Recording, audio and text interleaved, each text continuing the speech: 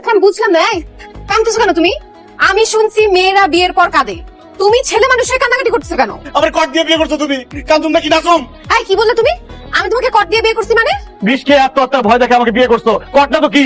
আমগরে তোর বিয়ার সাক্ষী দিতে ডাকছিলি, সাক্ষী দিয়ে ফেলছি। এখন ভাই আমরা জায়গা। আমি যদি কোনো বিপদে পড়ি? আরে ভাই বিপদে তুই অলরেডি পড়ে গেছিস, তুই আর কি বিপদে পড়বি? না চল চল করি। দেখছো, তোমার জন্য আমার বন্ধুরা আমাকে মারা চলে গেছে। যা হওয়ার হয়েছে, একটা রিক্সা ডাক দিয়ে দিই, তুমি বাসায় চলে যাও। বাসায় যাবো মানে? কার বাসায় যাবো? কার বাসা আবার? তোমার বাসায় চলে যাবা। অসম্ভব, আমি আমার বাসায় যাবো কি করতে? আমি তোমাকে বিয়ে করছি, এখন আমি তোমার বউ, আমি তোমার বাসায় যাবো? যাও, তুমি তোমার বাসায় যাও। আমি একদম ফাইজলামি করতেছি না, আমি সিরিয়াসলি বলতেছি। আমার বিয়ে হয়ে গেছে, আমি একটা বিবাহিত নারী। চলো আমাকে তোমাদের বাসায় নিয়ে চলো। আমার বাসায় নিয়ে যাবো মানে? এই তুমি না বিয়ের আগে বলছো তুমি তোমার বাসায় থাকবা বিয়ের পরে? সেটা তো তোমার সামনে মুলা ঝুলাইছি যাতে তুমি আমাকে বিয়ে করো। এখন বিয়ে হয়ে গেছে, তুমি আমার স্বামী, তুমি আমাকে তোমার বাসায় নিয়ে যাবাই। অসম্ভব, আমি বাবা মা কাউকে জানাই নাই যে বিয়ে করছি। আমার বাবা মা আমাকে ত্যায্যপত্র করে দিবে, বাবার সম্পত্তি থেকে আমাকে বঞ্চিত করে লাঠি দিয়ে ঘর থেকে বাইর করে দিবে। বের করে দিলে কি হয়েছে? আমরা রাস্তা রাস্তা থাকবো, দরকার হলে ভিক্ষা করবো। এই ফকিন্নি, এখন ভালোই ভালোই বলতেছি, তুই তোর বাসায় যাবি নাকি যাবি না? বুঝছো না কেন তুমি? আজকে আমাদের বাসার হবে। আরে বাসর হবে না দাফন হবে। আমার বাবা যদি এটা জানতে পারে আমাকে ডাইরেক্ট গুলি করে মারা ফেলবে।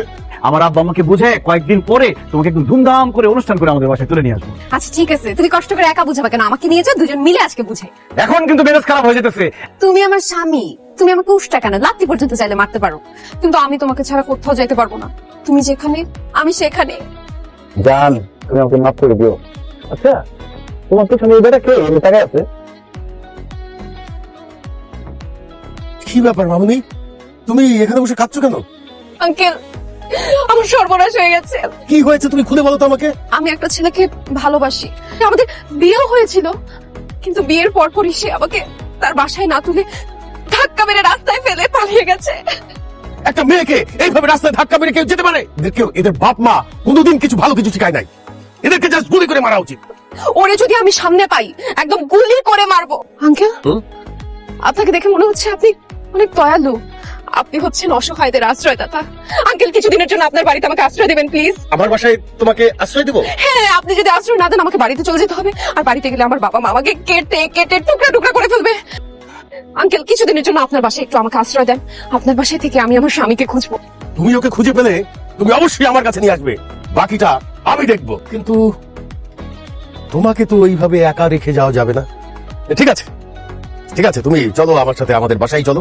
কিন্তু আমার বাসায় আমি, আমার স্ত্রী, আমাদের একটি ছেলে একটি মেয়ে আছে। তোমার কোনো সমস্যা হবে না তো? না না আঙ্কেল, কোনো সমস্যা হবে না। আঙ্কেল, আপনি মানুষ না, কি? আপনি মহামানুষ। এক বাবার কাছ থেকে পালিয়ে এসে আমি আরেকটা বাবাকে পেয়েছি। আপনি আমার আরেকটা বাবা আঙ্কেল। পাগল মেয়েটা কি বলে না বলে। চলো চলো বাসায় চলো।